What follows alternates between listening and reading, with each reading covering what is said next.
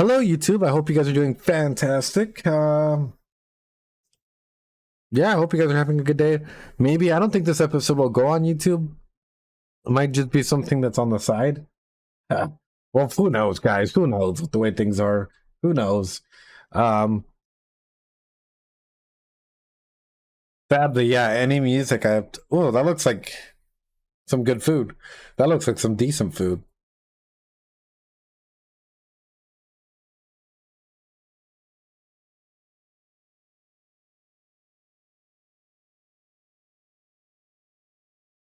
See, my main thing with this, and I think it's because I've already continued, like episode 18 or 19, I guess. Technically, we're on episode 20. Is like you can already tell that she has developed feelings for Rudy, and because of that, you can already tell there's this weird disparity gap between both of them, which is essentially if he keeps on taking on tasks by himself and getting caught doing all of these things, she's going to end up to a never-ending like rupture and repair process where, you know, how can you catch up to someone who just keeps on trying to prove themselves and you feel inferior due to the power dynamic system inside of that and the justification of, oh yeah, we'll be equal, or oh yeah, you know what, like we'll be fine if we do like stick together, is kind of unreasonable in that sense, you know, because there's so much for someone to go ahead and learn. And you're like, how many of you guys have ever stuck with your first love? If you guys have had your first love, it's unrealistic in every fucking sense and setting of that regard, you know, like both of you guys need to go ahead and have an opportunity to grow and experience new life things and you know, become better adults. Granted, there are people who like stick with their high school crushes and all of that shit. I'm not downplaying that shit. What I am downplaying though is the assumption of the fact that like, hey, you know what, this would be like this is all gonna be roses and fucking and like fireworks and cherries on top and all of that shit, when it's not true considering the immediate power gap that we do see here. And sadly, Masters, a lot of people that do end up staying with their significant others from that time period are actually some of the individuals that do end up facing like boredom in the relationship, quite literally as the relationship ages, because they haven't been able to actually experience what it's like to grow or to have fun or to like know what it's like going out there, you know. So that's sort of one of the big things that I see about this is even though she's letting down her walls, you know, at the same time she's letting Rudy in, and by letting Rudy in, she's also allowing herself to be hurt by seeing the gap that is being created by Rudy himself without realizing the damage that he's doing. So of course she's probably going to try and cling on to that. Of course she's probably going to try and like be like try and get on the same footing, or like knowing her mentality, try and like get to that same level. But when she gets there, he's already going to be here. It's always going to be that scaling up problem. The only thing that this is probably going to cause in the future is just a shit ton of trauma to both parties because of miscommunication, because they don't fucking talk, right? That's one of the biggest things about Mushoku Tensei is like everyone just fucking sucks at communicating. Literally. This is one of the scenarios where communication could literally fix everything if they're actually able to sit down and talk, and maybe even talk about like, hey, you know what, this is sort of how I'm feeling. Hey, maybe don't take fucking actions by yourself. Hey, maybe join us and do certain things. Classic scenario of like, yo, maybe if you just like, I don't know, instead of taking actions, talk. Yeah, be vulnerable goes a long way.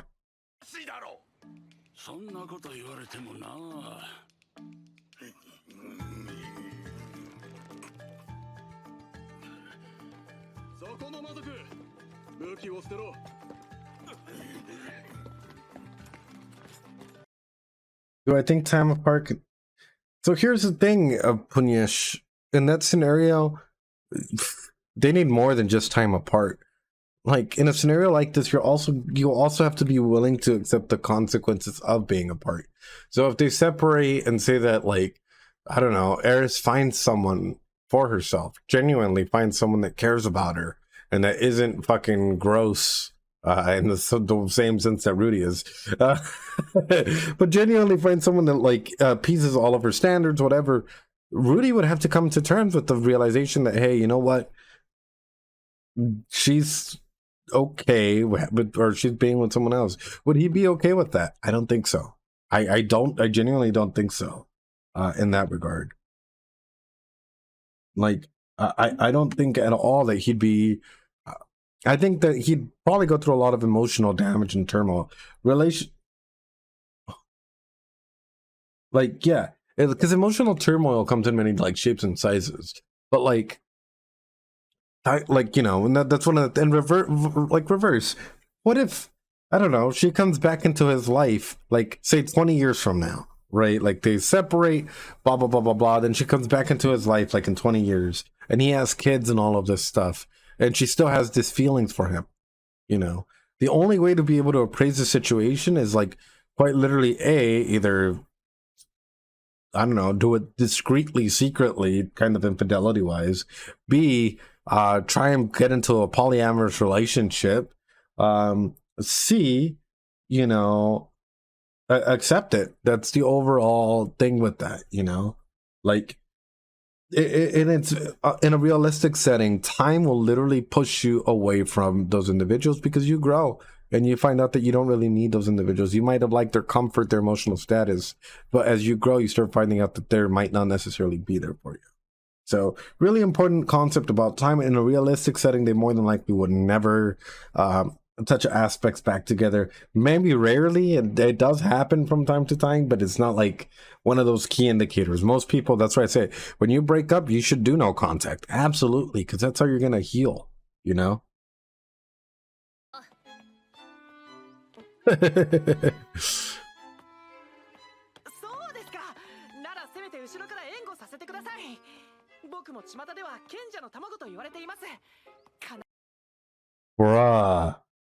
Bruh. Darkness Reborn? What do you mean by that? But bruh, bro, I'm over here like, no, there. Dark Thug, this is not caring for someone. In case you're thinking, you see, this is exactly no, dude. This is quite literally the opposite of that. This is quite literally a kid that's extremely attached. You need someone that matches you at that level, not necessarily be like, I don't know, like all on there.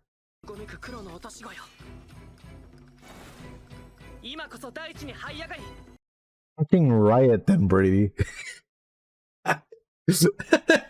Published the odds are riot. Fucking riot, man. Riot. But no, I don't know, but old Aris would have beat that kid to a pulp and not stop. Yeah, but it still doesn't excuse the behavior. Like, that's the thing, is there's a difference between like, oh yeah, you know what, like she's grown, she's been able to hold herself back, so on and so forth. Which is true, she's been doing that, but it still doesn't excuse her beating the shit out of people, you know? That's how you get I don't know. That's how you get a lot of really, really toxic situations and relationships in the future and shit.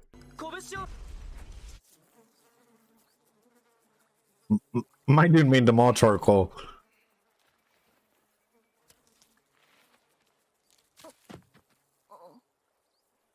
That's cool and all, but that kind of fucking sucks.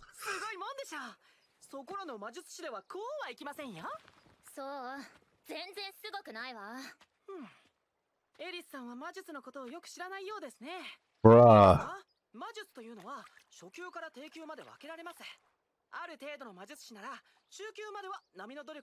Yeah, how are you gonna improve the kills, brother?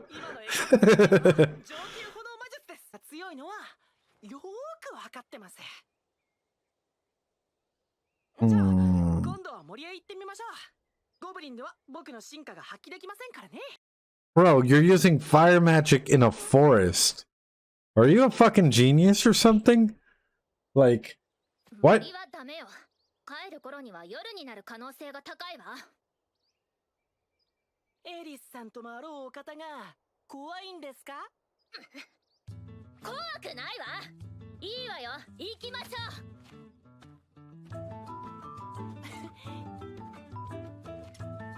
It's the stupidity that they need to fix. Quite literally. Yeah, let's take a fire-based magician into a fucking forest. What? And you've been traveling around in the other continent for quite a while. I don't know, fucking supposedly getting better, and all of a sudden, what? That's so.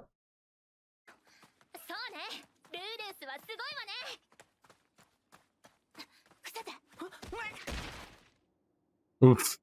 Oof.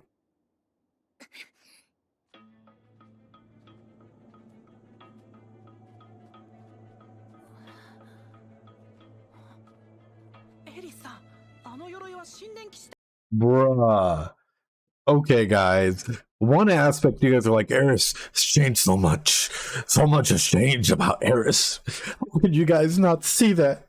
And then another aspect, you guys are like, oh, you guys expect her to make logical decisions? She's the definition of muscle brain. Fuck, guys. Oh, I love you guys, but fuck. No, it's called just fucking maturing, dude. For someone that's like close to what, 15 or some shit for her age? Probably getting there, getting close to 15. Yeah, like, yeah, every character relapses fucking hard in this show, dude, apparently.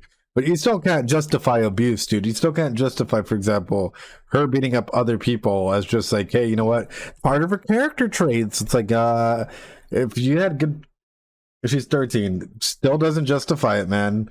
Like, you know, if you have people beating the shit out of other people, especially as kids, without like anyone being there, so on and so forth. Like, for example, if you see a kid beating up another kid, step in. If you guys ever see that, I'm not saying kick them or anything like that. No. What I'm saying is like, stop it. You know, don't let kids go through this, because if we're gonna talk about cycles of violence and creating cycles of violence for the future, that's sort of how it starts. And yes, generational trauma. Abzeron, no. And yes, oh, thanks so much for cheering, man. I really, really appreciate it. Hello, Quantum. How you doing, brother? But yeah, no, that's pretty much what I'm hinting at, man. It's like generational trauma coming from family and all of that is hard to detect. It's hard to detect your own movements, but you at least have to be able to see how other people react to those situations. It's not normal, i.e. seeing that Rudy isn't reacting that way or other people aren't reacting that way. You need to start adjusting your pattern in that one. Probably your entire life. That's the whole purpose, and that's why we're talking about generational trauma in that aspect. Because it is sort of generational. Her grandfather, probably her father, so on and so forth, which is a fucked up way of thinking about it. Like, how fucked up does nobility have to be in order to justify that?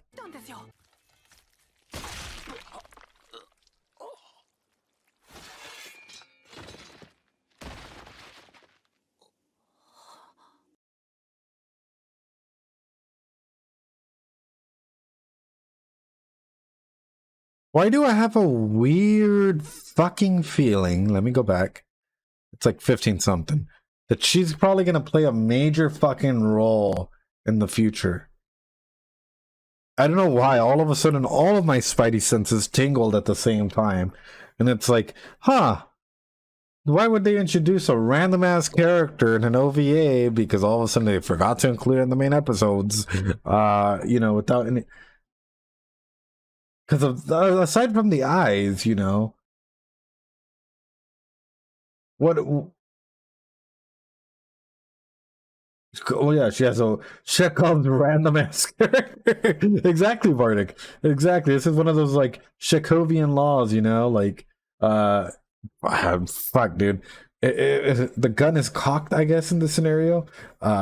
Her eyes are met there. Everything is present, right, Quantum? Fuck, dude. What is it? What? I bet she has some fucking special power or some shit, right? What's her fucking special power, guys? Don't tell me it's gonna be like Anya. We just saw Spy X Family, in case you guys are wondering.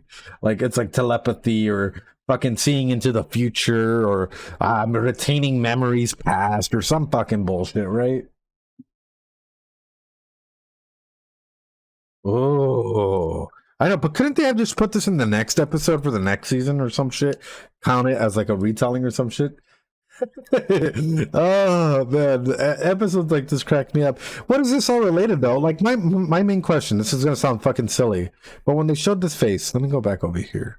Is it just a coincidence that, like, I don't know, they all look like they could be related to like, what's her name? What is Rudy's mom's name?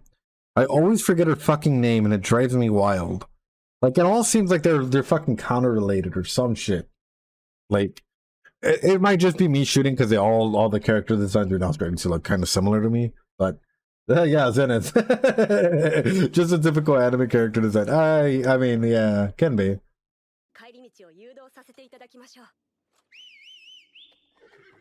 Very believable. I know, very believable.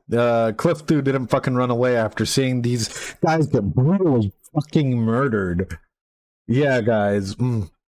Mm. My dude couldn't use the magic in that scenario. So wait, is this the religion that I guess Zenith was a part of then? Because I remember you guys mentioned that like she was like heavily a part of a religion or some shit. ああ、それは聞いた話で見てたわけじゃないんだけど、でも絶対あっという間に倒したわね。僕だって一人や二人くらい。 One or two, but not the whole fucking fleet, dude.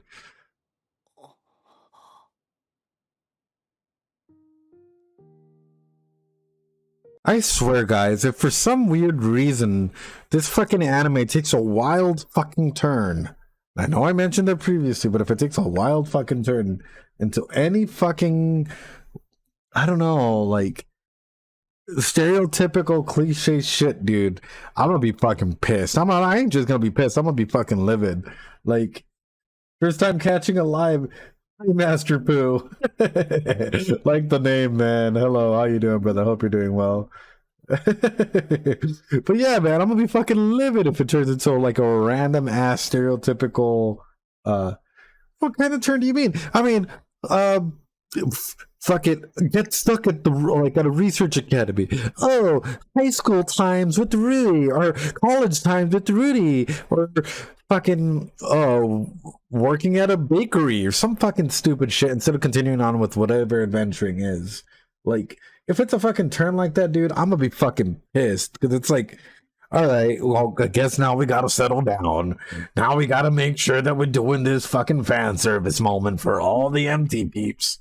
Like, come on, guys. Bakery, I know, bakery. Oof. Or starting a laundry service in another world. Like, come on. There's points, guys. There's points where you gotta be like, ooh.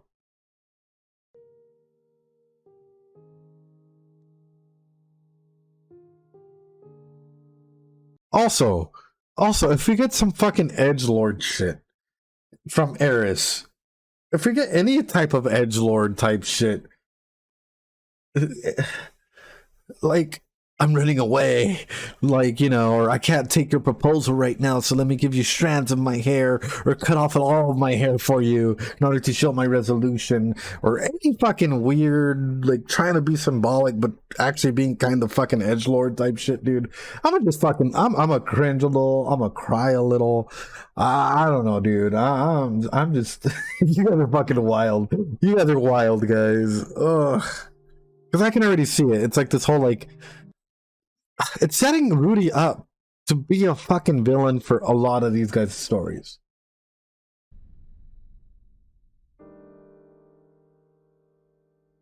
Wow, what a way to bring up new characters. We won't include it in the main season. We'll bring it in as a special, as an OVA. So that if you're an anime only and you only care about the main series, you get fucked. Honestly, Magister, true. The true edgelords have been all of us that have watched this whole series this entire way.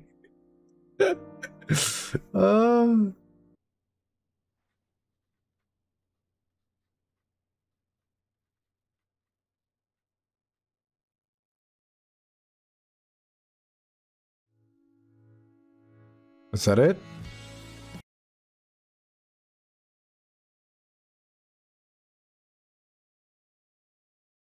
I don't know what else to say. I kind of was expecting a little bit more. Okay, I guess. I guess it's shown that, like, there's more infatuation, even though it kind of already stated that in the previous episodes.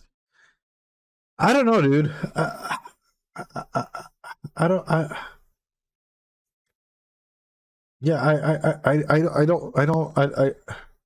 like, yeah, like, a character can grow.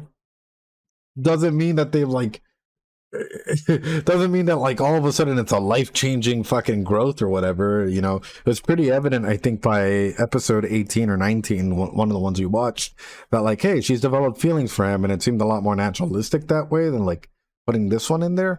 I don't know, man. But the best way I can put it is, hey, we got through fucking 4 anime today. I guess 3 episodes of Mushoku Tensei now, 1 episode of Spy X Family. So we did a lot. We did quite a lot. With that being said, Hey guys, follow, like, subscribe. Not for all of those people on YouTube. Here on Twitch, hey, we're trying to reach 100 subs, guys. Let's see if we can go ahead and do that. We'll try and do another 2 episodes, another 3 episodes of another anime. Next time, probably either Thursday or Friday evening. It'll be a blast. With that being said, this episode was as important as the gaming. Great. With that being said, guys, I am going to go to bed because I do have to wake up super early. I do have some clients in the morning. I really appreciate each and every single one of you guys. Know that either Sunday or Monday, we're going to have my birthday bash stream here. It's going to be fucking amazing.